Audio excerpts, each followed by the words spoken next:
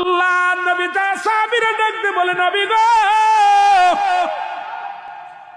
আলকামা বড় মৃত্যু যন্ত্রণায় ছটফট করে জানটা বাইর হয় না। নবী গো, নবী গো, আমরা সারাদিন আলকামার পাশে দোয়া দুরূদ পড়লাম, কিন্তু আলকামার তো জবান বাইর হয় না। এত কষ্ট আর হুজুর সহ্য হয় না।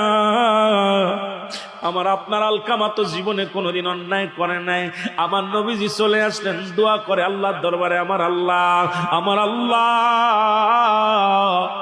তুমি আমার আলকামারে মাফ করে দাও, আমার আলকামার জবানটা সুন্দরভাবে বাইর করো।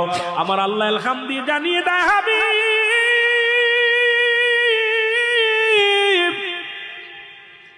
ওহির মাধ্যমে জানে দে জিবরিল দিয়া, নবী গো, আপনার কি বলবো নবী গো, আপনার আলকামা নামাজ পড়তে, রোজা রাখতো, সবই ঠিক ছিল, কিন্তু মা